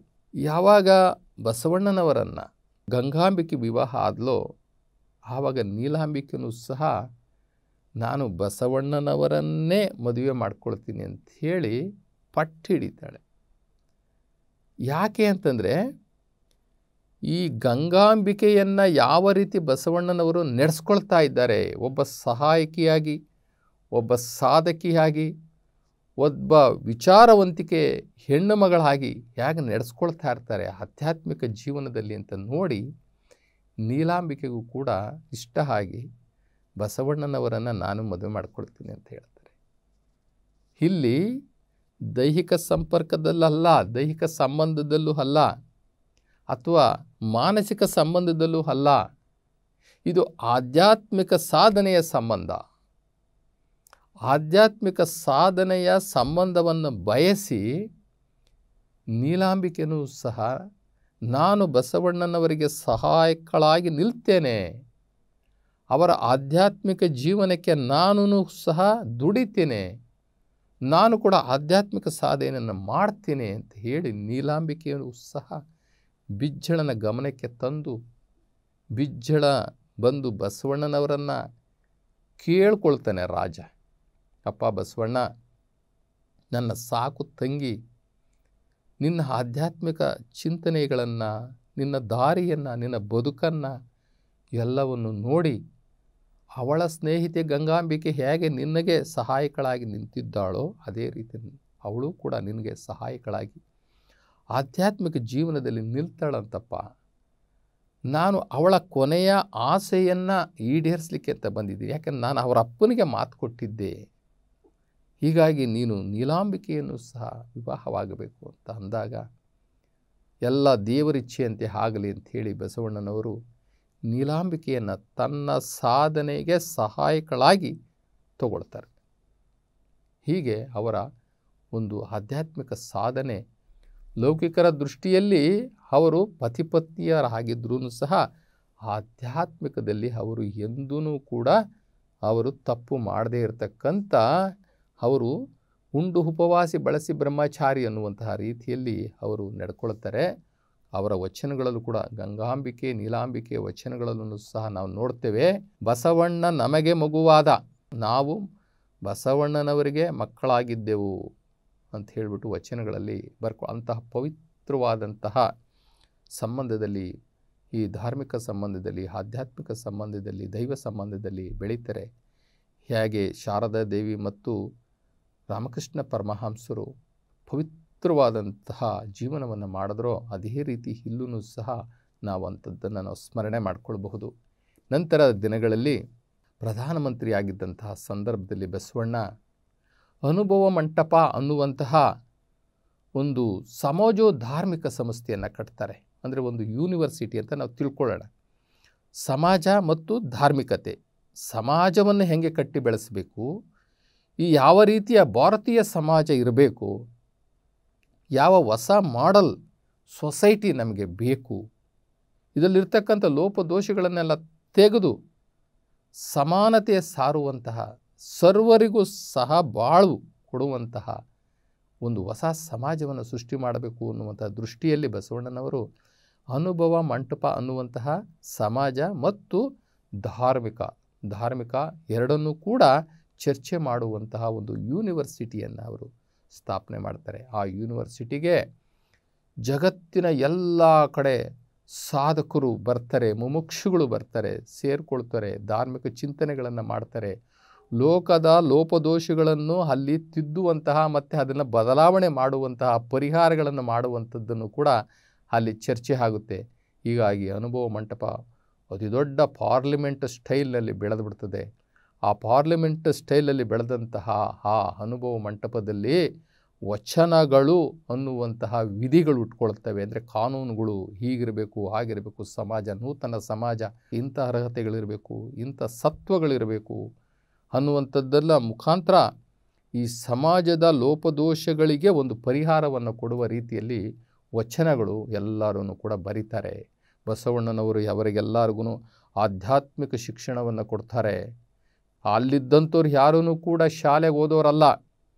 ಎಲ್ಲ ನಿಮ್ನಾತಿ ವರ್ಗದಿಂದ, ಕನಿಷ್ಠ ಸಮುದಾಯದಿಂದ ಬಂದಂಥವ್ರಿಗೆಲ್ಲರಿಗೂ ಬಸವಣ್ಣನವರು ವಿದ್ಯೆಯನ್ನು ಕೊಡ್ತಾರೆ. ವಿದ್ಯೆ ಅಂತಂದರೆ ಇವತ್ತು ವಯಸ್ಕರ ಶಿಕ್ಷಣ ಅಂತ ನಾವೇನು ಕರಿತೀವಲ್ಲ, ಆವತ್ತನ್ನು ಬಸವಣ್ಣನವರು ಅಂದೇ ವಯಸ್ಕರ ಶಿಕ್ಷಣವನ್ನು ಕೊಟ್ಟು ಅವರನ್ನೆಲ್ಲ ವಿದ್ಯಾವಂತರನ್ನಾಗಿ ಮಾಡಿ ಅವರು ಬರೀ ಲೌಕಿಕದ್ದು ವಚನಗಳು ಬರೀಲಿಲ್ಲ. ಬರೀ ಲೌಕಿಕದ್ದು ಯಾರು ಬೇಕಾದ್ರೂ ಬರೀತಾರೆ. ಅಲೌಕಿಕ ತತ್ವಗಳನ್ನು ಬರೆದರು. ಅಗೋಚರವಾದಂತಹ ನಿರಾಕಾರ ಶಿವನನ್ನು, ಅವನ ಅನುಭವಗಳನ್ನು, ಅವನ ಮಹಿಮೆಯನ್ನು, ಮತ್ತು ಈ ಜೀವ ಮತ್ತು ಜಗತ್ತು, ಲೌಕಿಕ ಮತ್ತು ಪಾರಮಾರ್ಥಿಕ ಎಲ್ಲವನ್ನು ಸಮೀಕರಣ ಮಾಡಿ ಅನುಭವ ಮಂಟಪದಲ್ಲಿದ್ದಂತಹ ಶರಣರು ವಚನಗಳನ್ನು ಬರೀತಾರೆ. ಬಸವಣ್ಣನವರು ಆ ರಾಜ್ಯದ ಮುಖ್ಯಮಂತ್ರಿ ಆಗಿದ್ರೂ ಸಹ ಜನಗಳಿಗೆ ಬಹಳ ಹತ್ತಿರವಾಗಿ ನಡ್ಕೊಳ್ತಾರೆ ಬಸವಣ್ಣನವರು. ಅವರು ಬಿಜ್ಜಳನ ಆ ಒಂದು ಅರಮನೆಯನ್ನು ಬಿಟ್ಟು ಈಚೆ ಬಂದ ತಕ್ಷಣ ಅಲ್ಲೊಂದು ಪರುಷಕಟ್ಟೆ ಅಂತ ಹೇಳಿಬಿಟ್ಟು ಒಂದು ಜಾಗ ಇಟ್ಕೊಂಡಿರ್ತಾರೆ. ಪರುಷಕಟ್ಟೆ ಅಂಥೇಳಿ ಅಲ್ಲಿ ಜನತಾ ದರ್ಶನ ಮಾಡ್ತಾರೆ. ಜನತಾ ದರ್ಶನ ಆ ರಾಜ್ಯದಲ್ಲಿ ಯಾವ ಮೂಲೆಯಲ್ಲೇ ಯಾವುದೇ ಸಮಾಜದವರು, ಎಂತಹ ಕನಿಷ್ಠ ಕುಲದವರು ಇದ್ರೂ ಸಹ ಅಲ್ಲಿ ಅವರ ದರ್ಶನವನ್ನು ಮಾಡಿ ಅವರಿಗೆ ಅವರ ಒಂದು ಕಷ್ಟ ಸುಖಗಳನ್ನು ಬಸವಣ್ಣವ್ರ ಹತ್ರ ಹೇಳ್ಕೊತಾ ಇದ್ರು. ಆ ಪರುಷಕಟ್ಟೆ ಹತ್ರ ಅಲ್ಲಿ ಬಸವಣ್ಣನವರು ಎಲ್ಲ ಜನರಿಗೆ ಅಲ್ಲೇ ಆನ್ ಸ್ಪಾಟ್ ಅಂತ ಹೇಳ್ತೀವಲ್ಲ, ಹಾಗೆ ಆ ಸ್ಥಳದಲ್ಲೇ ಪರಿಹಾರವನ್ನು ಸಹ ಅವರಿಗೆ ಕೊಡ್ತಾಯಿದ್ರು. ಹೀಗೆ ಆ ಪ್ರಜೆಗಳೆಲ್ಲರೂ ಸಹ ಬಹಳ ಸುಭಿಕ್ಷವಾಗಿದ್ದರು ಬಸವಣ್ಣನವರ ಕಾಲದಲ್ಲಿ. ಬಸವಣ್ಣನವ್ರಿಗೆ ಯಾರಿಗೂ ಏನು ಮಾಟ ಮಂತ್ರ ಮಾಡಿ ನೀವು ಹಿಂಗಿರಬೇಕು ಹಂಗಿರಬೇಕು ಚೂ ಮಂತ್ರ ಹಾಕಲಿಲ್ಲ. ಆ ಕಲ್ಯಾಣದಲ್ಲಿದ್ದಂತಹ ಜನಗಳಿಗೆ ತೋರಿಸಿಕೊಟ್ಟಂತಹ ಒಂದೇ ಒಂದು ಮಂತ್ರ ಯಾವುದಪ್ಪ ಅಂತಂದರೆ ಕಾಯಕ ಮಂತ್ರ. ನೀವೆಲ್ಲರೂ ಚೆನ್ನಾಗಿರಬೇಕು ಅಂತಂದರೆ ಆರ್ಥಿಕವಾಗಿ, ಸಾಮಾಜಿಕವಾಗಿ ಮತ್ತು ನೈತಿಕವಾಗಿ, ಎಲ್ಲ ರಂಗದಲ್ಲೂ ನೀವು ಚೆನ್ನಾಗಿರಬೇಕು ಅಂತಂದರೆ ನೀವು ಮೊದಲು ಕಷ್ಟಪಟ್ಟು ದುಡಿರಿ. ಈ ಕಾಯಕ ಮಂತ್ರವನ್ನು ಹಿಡ್ಕೊಳ್ಳಿ. ನೀವು ಈ ಕಾಯಕ ಮಂತ್ರ ನಿಮ್ಮನ್ನು ಮೇಲಕ್ಕೆ ತರುತ್ತೆ, ನಿಮ್ಮ ಕೀಳಿರಿಮೆಯನ್ನು ಹೋಗಲಾಡಿಸುತ್ತೆ.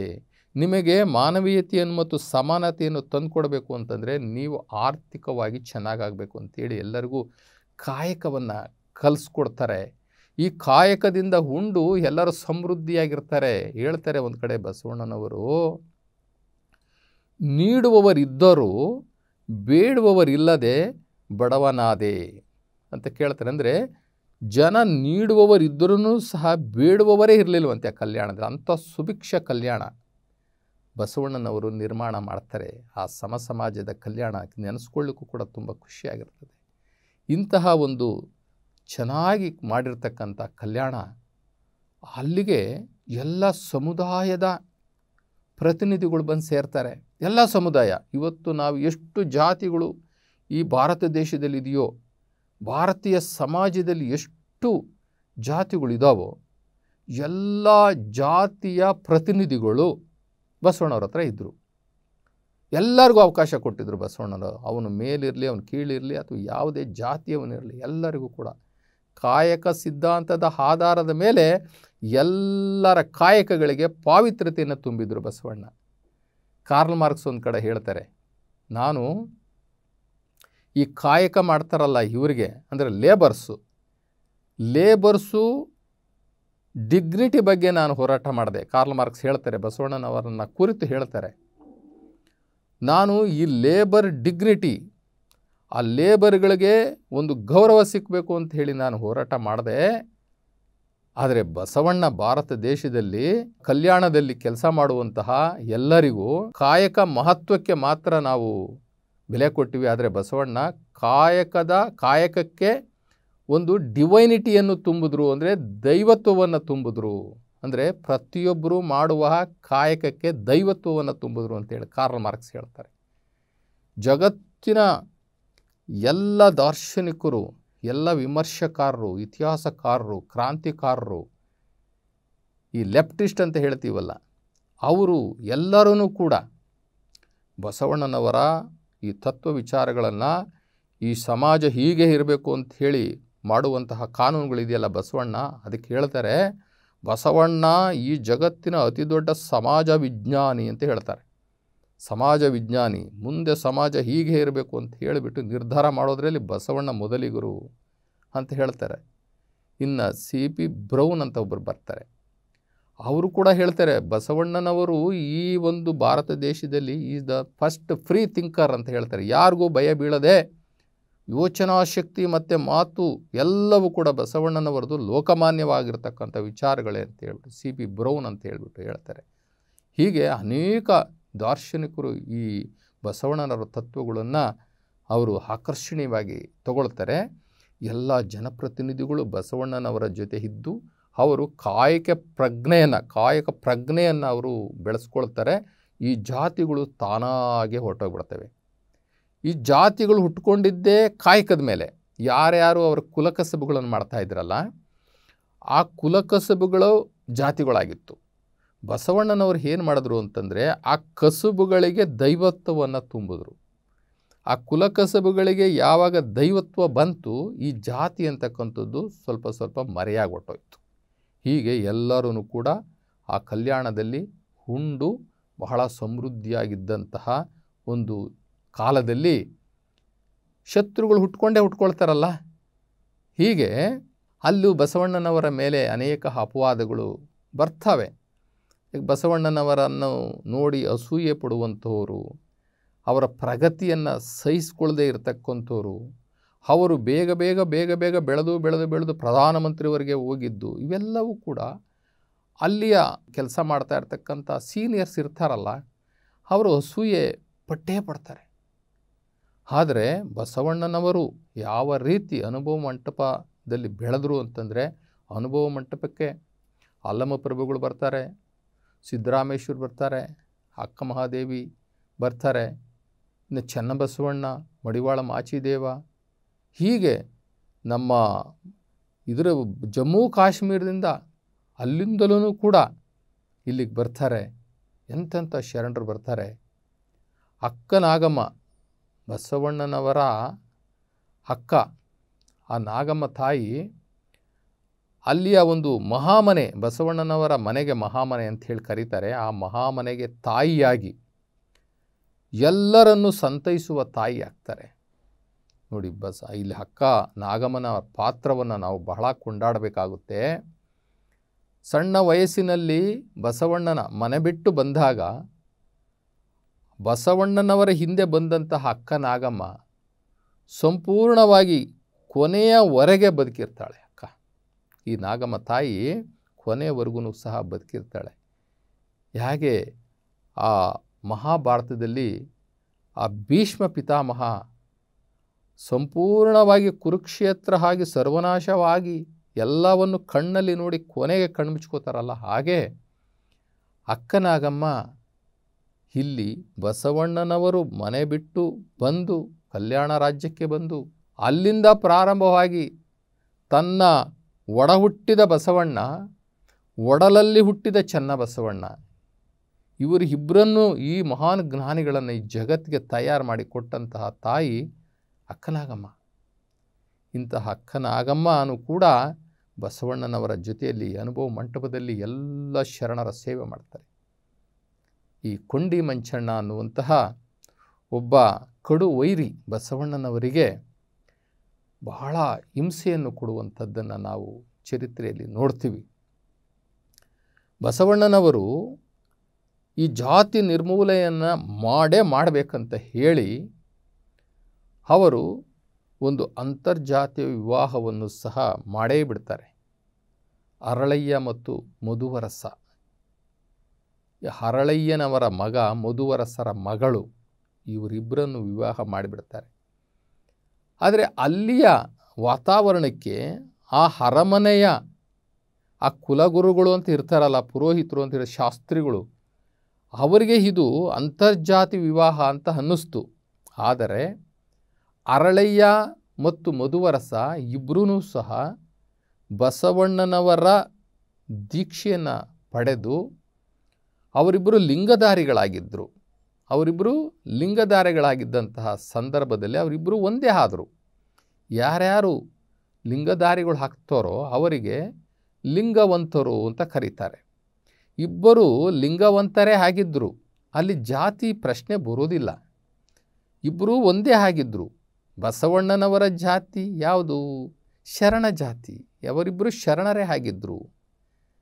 ಅಲ್ಲಿ ಜಾತಿಯ ವಿಚಾರ ಬರೋದಿಲ್ಲ. ಆದ್ರೂ ಸಹ ಅರಮನೆಯ ಪುರೋಹಿತರು, ಅರಮನೆಯ ಆ ಕುಲಗುರುಗಳು ಆ ರಾಜನಿಗೆ ತಲೆಯನ್ನು ಕೆಡಿಸಿ, ನೋಡು ರಾಜ, ಈ ಬಸವಣ್ಣನ ಈ ಒಂದು ಕೃತ್ಯಗಳು ಮಿತಿಮೀರಿ ಹೋಗ್ತಾ ಇದ್ದಾವೆ. ನಮ್ಮ ವೈದಿಕ ಧರ್ಮ ನಾಶ ಆಗ್ತಾಯಿದೆ. ಬಸವಣ್ಣ ತೆಗೆದುಕೊಳ್ಳುವಂತಹ ನಿರ್ಧಾರಗಳು ಎಲ್ಲವೂ ಕೂಡ ನಮ್ಮ ವೇದ ಉಪನಿಷತ್ತುಗಳಿಗೆ ವಿರೋಧವಾಗಿದ್ದಾವೆ. ನಮಗೆಲ್ಲ ಬಹಳ ಕಂಟಕನಾಗಿದ್ದಾನೆ ಬಸವಣ್ಣ. ಯಾಕೆ ಅಂತಂದರೆ ನೀನು ಕೊಟ್ಟಂತಹ ಸದರ, ನೀನು ಬಸವಣ್ಣನವರನ್ನು ಬೆಳೆಯಕ್ಕೆ ಬಿಟ್ಬಿಟ್ಟೆ. ಬಸವಣ್ಣ ಹೇಗೆ ಬೆಳೀತಾನೆ ಅಂತಂದರೆ ಮುಂದಿನ ದಿನಗಳಲ್ಲಿ ಬಸವಣ್ಣನೇ ಬಂದು ನಿನ್ನ ಸ್ಥಾನದಲ್ಲಿ ಕುಳಿತುಕೊಂಡರೂ ಕೂಡ ನೀವೇನು ಆಶ್ಚರ್ಯ ಪಡಬೇಕಾಗಿಲ್ಲ ಅಂಥೇಳಿ ಆ ಬಿಜ್ಜಳನಿಗೆ, ರಾಜನಿಗೆ ತಲೆಯನ್ನು ಕೆಡಿಸ್ತಾರೆ. ತಲೆ ಕೆಡಿಸಿ ಈ ಒಂದು ಜಾತಿ, ಅಂತರ್ಜಾತಿ ವಿವಾಹವನ್ನೇ ಒಂದು ನೆಪ ಮಾಡಿಕೊಂಡು ಮುಂದೆ ಇಟ್ಕೊಂಡು ಅವರು ಒಂದು ಪ್ರಶ್ನೆಯನ್ನು, ಅಂದರೆ ಒಂದು ಸವಾಲನ್ನು ರಾಜನ ಮುಂದೆ ಇಡ್ತಾರೆ. ನೋಡು ರಾಜ, ನೀನು ಬಸವಣ್ಣನ ಇಟ್ಕೊಂಡು ರಾಜ್ಯ ಇಟ್ಕೊಂಡು ನೀನೇ ಆಳ್ಕೊಂಡು ಹೋಗು. ನಾವು ಯಾರು ನಿಮ್ಮ ಕುಲಗುರುಗಳಾಗಿ ನಿಮ್ಮ ವಂಶ ಪಾರಂಪರೆಯಿಂದ ನಾವು ನಿಮಗೆ ಹಿತವನ್ನೇ ಬಯಸಿಕೊಂಡು, ನಿಮ್ಮ ರಾಜ್ಯದ ಹಿತವನ್ನೇ ಬಯಸಿಕೊಂಡು ನಾವು ಬಂದಿದ್ವಲ್ಲ, ನಾವೆಲ್ಲ ಆಚೆ ಹೋಗ್ಬಿಡ್ತೀವಿ. ಇಲ್ಲಿ ಜಾತಿ ಗೀತಿ ಎಲ್ಲ ಹಾಳಾಗಿ ಹೋಗ್ತಾಯಿದೆ. ಇಲ್ಲಿ ಮಾದಿಗ ಬ್ರಾಹ್ಮಣ ಎಲ್ಲ ಒಂದೇ ಆಗ್ತಾಯಿದೆ. ಇದನ್ನು ನಾವು ಸಹಿಸ್ಕೊಳ್ಳಿಕ್ಕೆ ಸಾಧ್ಯ ಇಲ್ಲ. ನಮಗೂ ಸಹ ಒಂದು ಕಟ್ಟುಪಾಡುಗಳಿದ್ದಾವೆ. ಆ ಪ್ರಕಾರವಾಗಿ ನಾವು ಬದುಕಬೇಕು. ಇಲ್ಲ ಬಸವಣ್ಣ ಬೇಕಾದರೆ ಬಸವಣ್ಣನ ಇಟ್ಕೊಳ್ಳಿ, ಇಲ್ಲಾಂದ್ರೆ ನಮ್ಮನ್ನು ಬಿಟ್ಟುಬಿಡಿ. ಈ ರೀತಿಯ ಒಂದು ಸಮಸ್ಯೆ ಉಂಟಾಗಿ ಕೊನೆಗೆ ಆ ರಾಜ ಬಸವಣ್ಣನವರನ್ನು ಕರೆದು ಹೇಳ್ತಾರೆ, ಬಸವಣ್ಣ, ನಿನಗೆ ಎಲ್ಲ ರೀತಿಯಲ್ಲೂ ಸಹ ನಾನು ಸಹಾಯ ಮಾಡಿದ್ದೇನೆ. ನೀನು ಅನುಭವ ಮಂಟಪದ ಕಟ್ಟತೆ ನೀನು. ನಾನು ಅದನ್ನು ಯಾವತ್ತೂ ಕೂಡ ಕೆಟ್ಟದು ಅಂತ ಹೇಳಲಿಲ್ಲ. ಅನೇಕ ಧಾರ್ಮಿಕ ಸಭೆಗಳನ್ನು ಮಾಡಿದೆ, ನಾನು ವಿರೋಧ ಮಾಡಲಿಲ್ಲ.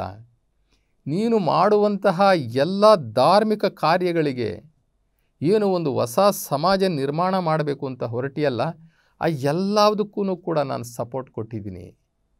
ಆದರೆ ಬಸವಣ್ಣ, ಈ ಅಂತರ್ಜಾತಿ ವಿವಾಹ ಇದು ಸರಿ ಇಲ್ಲ ನೀನು ಮಾಡಿರೋದು. ಈ ವೈದಿಕ ಸಮಾಜ, ಈ ಪುರೋಹಿತ ಸಮಾಜ ನನ್ನನ್ನು ಸುಮ್ಮನೆ ಬಿಡೋದಿಲ್ಲ. ಹೀಗಾಗಿ ನೀನು ಈ ಒಂದು ಜಾತಿ ವಿವಾಹವನ್ನು ಏನು ಮಾಡಿದ್ದೀಯಲ್ಲ, ಇದನ್ನು ವಾಪಸ್ ತಗೊಂಡ್ಬಿಡು. ಈ ಒಲೆಮಾದಿಗರ ಸವಾಸ ನಿನಗೆ ಯಾಕೆ ಬೇಕು? ಇದನ್ನೆಲ್ಲ ಬಿಟ್ಟುಬಿಡು. ನೀನು ಒಬ್ಬ ಪ್ರಧಾನಮಂತ್ರಿ ಆಗಿದ್ದೀಯಾ, ಇದನ್ನು ಮಾತ್ರ ನೀನು ಮಾಡಿಕೊಂಡು ಹೋಗು. ನಾನೂ ಕೂಡ ರಕ್ಷಣೆಯಲ್ಲಿರ್ತೀನಿ, ನೀನು ಕೂಡ ರಕ್ಷಣೆಯಲ್ಲಿರ್ತೀಯ. ನನ್ನ ಆಡಳಿತಕ್ಕೂ ಯಾವುದು ಧಕ್ಕೆ ಬರೋದಿಲ್ಲ. ದಯವಿಟ್ಟು ನೀನು ಇದನ್ನು ಮಾಡಬೇಕು. ನೀನು ಸ್ವಲ್ಪ ಬದಲಾವಣೆ ಆಗಬೇಕು. ನೀನು ಈ ಒಲೆಮಾದಿಗರ ಸಹವಾಸವನ್ನು ನೀನು ಬಿಡಬೇಕು. ಈ ಹಿಂದುಳಿದ, ಅಸ್ಪೃಶ್ಯ, ಶೋಷಿತ, ಕಟ್ಟಕಡೆಯ ಮನುಷ್ಯ ಅಂತ ನೀನು ಹೇಳ್ಕೊಂಡು ಈಗ ಹೋಗ್ತಾ ಇದೆಯಲ್ಲ, ಅದೆಲ್ಲವನ್ನು ಸ್ವಲ್ಪ ನೀನು ಬಿಡಬೇಕಾಗುತ್ತೆ ಅಂತ ಹೇಳಿ ರಾಜ ಬಸವಣ್ಣನವರನ್ನು ಕೇಳ್ಕೊಂಡಾಗ ಬಸವಣ್ಣ ಹೇಳುವಂತಹ ಉತ್ತರ ಬಹಳ ದೊಡ್ಡ ಕ್ರಾಂತಿಯನ್ನೇ ಉಂಟು ಮಾಡುತ್ತೆ. ಹೇಗೆ ಅಂತಂದರೆ, ನೋಡು ರಾಜ, ನಾನು ಈ ಮಂತ್ರಿ ಪದವಿಯನ್ನಾದರೂ ಕೂಡ ನಾನು ತೊರೆದು ಬಿಡ್ತೇನೆ. ಆದರೆ ಈ ಅಸ್ಪೃಶ್ಯ ಸಮಾಜದವರ ಆ ಸೇವೆಯನ್ನು ಮಾತ್ರ ನಾನು ಬಿಡಲಿಕ್ಕೆ ಸಾಧ್ಯ ಆಗೋದಿಲ್ಲ. ನಾನು ನಿನಗೆ ತೊಂದರೆ ಮಾಡ್ತೀನಿ ಅನ್ನೋದಾಗಿದ್ದರೆ, ಅಥವಾ ನನ್ನಿಂದ ನಿನಗೆ ತೊಂದರೆ ಆಗುತ್ತೆ ಅನ್ನೋದಾದರೆ, ಇವತ್ತೇ ಈ ಪ್ರಧಾನಮಂತ್ರಿ ಹುದ್ದೆಯನ್ನು ತ್ಯಜಿಸಿಬಿಡ್ತೇನೆ ಅಂತ ಹೇಳಿ ತನ್ನ ತಲೆಯ ಮೇಲಿದ್ದಂಥ ಕಿರೀಟವನ್ನು ತೆಗೆದು ಆ ಅರಸನ ಕಾಲತ್ರ ಇಟ್ಟು ಈ ಜಗತ್ತಿನಲ್ಲಿ ಯಾರೂ ಮಾಡದೇ ಇರತಕ್ಕ ತ್ಯಾಗವನ್ನು ಮಾಡಿ ಈ ಅಸ್ಪೃಶ್ಯ ಸಮಾಜದವರಿಗೋಸ್ಕರ, ದೀನ ದಲಿತರಿಗೋಸ್ಕರ, ಕಾಲು ತುಳಿತಕ್ಕೆ ಒಳಗಾದಂಥವರ ಏಳಿಗೆಗಾಗಿ, ಅವರ ಕಲ್ಯಾಣಕ್ಕಾಗಿ ಬಸವಣ್ಣನವರು ಪ್ರಧಾನಮಂತ್ರಿ ಹುದ್ದೆಯನ್ನು ಬಿಟ್ಟು ಈಚೆ ಬರ್ತಾರೆ. ಇದು ಜಗತ್ತಲ್ಲಿ ನಾವು ಎಲ್ಲೂ ಕೂಡ ಕೇಳಲಿಕ್ಕೆ ಸಾಧ್ಯ ಇಲ್ಲ. ದೀನ ದಲಿತರ, ಅಸ್ಪೃಶ್ಯರ, ಹಿಂದುಳಿದ, ಶೋಷಿತರ ಕಲ್ಯಾಣಕ್ಕೋಸ್ಕರ ಪ್ರಧಾನಮಂತ್ರಿ ಪಟ್ಟವನ್ನು ತ್ಯಾಗ ಮಾಡಿದಂತಹ ಮೊದಲನೇ ದಾರ್ಶನಿಕ, ಅತಿ ದೊಡ್ಡ ಪ್ರವಾದಿ ಅಂತಂದರೆ ಬಸವಣ್ಣ. ಅಂಥ ಬಸವಣ್ಣನವರು ಇವತ್ತು ನಮಗೆ ಅತಿ ದೊಡ್ಡ ಒಂದು ಸಾಹಿತ್ಯವನ್ನು ಕೊಟ್ಟಿದ್ದಾರೆ, ವಚನ ಸಾಹಿತ್ಯ. ಅದು ವಚನ ಸಾಹಿತ್ಯ ಅಂತ ಕರೆಯೋದಕ್ಕಿಂತ ಅದನ್ನು ಆಧ್ಯಾತ್ಮಿಕ ಸಾಹಿತ್ಯ ಅಂತ ಕರಿಬೇಕು ನಾವು. ಅವರು ಶರಣರು ಬರೀ ಸಾಹಿತ್ಯ ರಚನೆ ಮಾಡಲಿಲ್ಲ, ಆಧ್ಯಾತ್ಮಿಕ, ಈ ಅಲೌಕಿಕ ಜಗತ್ತು, ಆತ್ಮ ಮತ್ತು ಪರಮಾತ್ಮನ ಸಂಬಂಧ, ಮುಕ್ತಿ ಮಾರ್ಗದ ಸಂಬಂಧ, ನೈತಿಕ ಮೌಲ್ಯಗಳು. ನಾವು ಒಬ್ಬ ಮನುಷ್ಯ ಈ ಭೂಮಿಗೆ ಬಂದ ಮೇಲೆ ಅವನು ಯಾವ ರೀತಿ ತನ್ನ ಬದುಕನ್ನು ಕಟ್ಕೊಳ್ಬೇಕು, ಯಾವ ರೀತಿ ಬಾಳಬೇಕು, ಅವನು ಯಾವ ರೀತಿ ಬದುಕಬೇಕು, ಅವನು ಸಂಸಾರದಲ್ಲಿ ಇದ್ದುಕೊಂಡೇ ಅವನು ಹೇಗೆ ಸದ್ಗತಿಯನ್ನು ಅವನು ಕಾಣಬೇಕು, ಮುಕ್ತಿಯನ್ನು ಕಾಣಬೇಕು, ಆತ್ಮ ಮತ್ತು ಪರಮಾತ್ಮನನ್ನು ಹೇಗೆ ಅವನ ಜೀವನದಲ್ಲಿ ಕಾಯಕ ಸಿದ್ಧಾಂತಕ್ಕೆ ಒಳಪಟ್ಟು ಅವನು ಹೇಗೆ ಅವನು ಲೋಕ ಕಲ್ಯಾಣ, ಆತ್ಮ ಕಲ್ಯಾಣವನ್ನು ಮಾಡಿಕೊಳ್ಬೇಕು ಅನ್ನುವಂತಹ ತತ್ವಜ್ಞಾನವನ್ನು ಕೊಟ್ಟಿರ್ತಕ್ಕಂಥ ಆ ವಚನ ಸಾಹಿತ್ಯ ಇದೆಯಲ್ಲ, ಅದು ಆಧ್ಯಾತ್ಮಿಕ ಸಾಹಿತ್ಯ. ಅಂತಹ ಅದ್ಭುತವಾದಂತಹ, ಅಮೋಘವಾದಂತಹ, ಆ ಪವಿತ್ರವಾದಂತಹ ಆ ವಚನಗಳನ್ನು ನಮಗೆ ಈ ಜಗತ್ತಿಗೆ ಕೊಟ್ಟು ಹೋಗಿರ್ತಕ್ಕಂಥ ಆ ಶರಣರು ಬಸವಣ್ಣನವರು ಒಂದು ದೊಡ್ಡ ನಿಧಿಯಾಗಿ ನಮಗೆ ನಿಂತಿದ್ದಾರೆ. ಅತಿ ದೊಡ್ಡ ಕ್ರಾಂತಿ ಪುರುಷರಾಗಿ ನಮಗೆ ಕಾಣಿಸ್ತಾ ಇದ್ದಾರೆ. ಇಡೀ ನಮ್ಮ ಜೀವನವನ್ನೇ ಬದಲಾವಣೆ ಮಾಡುವಂತಹ ಈ ಜಗತ್ತಿನಲ್ಲಿರ್ತಕ್ಕಂಥ ಎಲ್ಲ ಅನ್ಯಾಯಗಳು, ಮೋಸಗಳು, ಮೂಢನಂಬಿಕೆಗಳು, ಈ ಮೂಢನಂಬಿಕೆಗಳು ಅನ್ನುವಂತಹ ಈ ಕತ್ತಲೆಯನ್ನು ಒಡೆದು ಓಡಿಸುವಂತಹ ಅತ್ಯಂತ ದೊಡ್ಡ ಜ್ಞಾನದ ಬೆಳಕು, ಆ ಸೂರ್ಯರಷ್ಟೇ ಜ್ಞಾನದ ಬೆಳಕಾಗಿರ್ತಕ್ಕಂಥ ಆ ಆಧ್ಯಾತ್ಮಿಕ ಬೆಳಕನ್ನು ಜಗತ್ತಿಗೆ ಬಸವಣ್ಣನವರು ಕೊಟ್ಟು ಹೋಗಿದ್ದಾರೆ. ಅಂಥ ಮಹಾತ್ಮ ಬಸವಣ್ಣ ಇವತ್ತು ನಮ್ಮ ಹೃದಯಗಳಲ್ಲಿ ನಿಲ್ಲಬೇಕು, ನಮ್ಮ ಬುದ್ಧಿಯಲ್ಲಿ, ನಮ್ಮ ಜ್ಞಾನದಲ್ಲಿ, ನಮ್ಮ ಅರಿವಿನಲ್ಲಿ ನಿಲ್ಲಬೇಕು. ನಾವೆಲ್ಲರೂ ಕೂಡ ಬಸವಣ್ಣನವರ ಆಧ್ಯಾತ್ಮಿಕ ಬೋಧನೆಗಳನ್ನು ಅಳವಡಿಸಿಕೊಂಡು ನಮ್ಮ ಜೀವನದಲ್ಲಿ ಸುಖ, ಶಾಂತಿ, ಸಮೃದ್ಧಿಯನ್ನು ನಾವು ಕಾಣಬೇಕಾಗಿದೆ. ಜೊತೆಗೆ ನಾವು ಆತ್ಮ ಎಂಬುದಾಗಿ ನಾವು ತಿಳಿದು ಆ ಪರಮಾತ್ಮನನ್ನು ಸಾಕ್ಷಾತ್ಕಾರ ಮಾಡಿಕೊಂಡು ಆ ನಿರಾಕಾರ ಶಿವನು ಒಬ್ಬನೇ ಈ ಜಗತ್ತಿಗೆ ತಂದೆ ಅಂತ ಹೇಳಿರ್ತಕ್ಕಂಥ ಆ ವಚನಕಾರರು ಬಸವಣ್ಣನವರ ಆ ಪರಮ ಸತ್ಯವನ್ನು ನಾವು ಒಪ್ಕೊಳ್ಳೇಬೇಕು. ನಾವು ಒಪ್ಕೊಳ್ತೀವೋ ಒಪ್ಕೊಳ್ಳದಲ್ಲಿ ಇರ್ತೀವೋ, ಆದರೆ ಎರಡು ಸತ್ಯಗಳಿದ್ದಾವೆ. ಆ ಸತ್ಯಗಳು ಯಾವುದಪ್ಪ ಅಂತಂದರೆ, ಈ ಜಗತ್ತನ್ನೆಲ್ಲ ಸೃಷ್ಟಿ ಮಾಡಿರ್ತಕ್ಕಂಥ ಏಕೈಕ ಪರಮಾತ್ಮನು ಒಬ್ಬನೇ, ಅವನು ನಿರಾಕಾರ ಶಿವ. ಇನ್ನು ನಾನು ಈ ದೇಹ ಅಲ್ಲ, ನಾನು ಈ ಬುದ್ಧಿ ಅಲ್ಲ, ನಾನು ಈ ಮನಸ್ಸು ಅಲ್ಲ, ನಾನು ಈ ಭಾವವೂ ಅಲ್ಲ, ನಾನು ಈ ಚಿತ್ತವೂ ಅಲ್ಲ. ನಾನು ಈ ಶರೀರದಲ್ಲಿರುವಂತಹ ಒಂದು ದಿವ್ಯ ಚೈತನ್ಯ, ಅದು ಜೀವಾತ್ಮ, ಪವಿತ್ರಾತ್ಮ. ಈ ಎರಡು ಸತ್ಯಗಳನ್ನು ನಾವು ತಿಳ್ಕೊಂಡಿದ್ದೇ ಆದರೆ ನಾವು ಬಸವಣ್ಣನವರ ತತ್ವಜ್ಞಾನವನ್ನು ಅರ್ಥ ಮಾಡಿಕೊಂಡಂತೆ ಆಗುತ್ತೆ ಅಂತ ಹೇಳ್ತಾ, ಈವರೆಗೆ ನಮಗೆ ಬಸವಣ್ಣನವರ ಜೀವನ ಚರಿತ್ರೆಯ ಬಗ್ಗೆ ಒಂದು ಕಿರು ಪರಿಚಯವನ್ನು ಮಾಡಿಕೊಂಡಿದ್ದೇವೆ. ನೀವು ಧನ್ಯರು ಅಂತ ಹೇಳ್ತಾ, ಬಸವಣ್ಣನವರ ತತ್ವದಲ್ಲಿ ನಾವು ನಡೆಯೋಣ ಅಂತ ಹೇಳ್ತಾ ಇವತ್ತಿನ ಈ ಪ್ರವಚನಕ್ಕೆ ವಿರಾಮವನ್ನು ಕೊಡೋಣ. ಎಲ್ಲರಿಗೂ ಶರಣು ಶರಣಾರ್ಥಿ.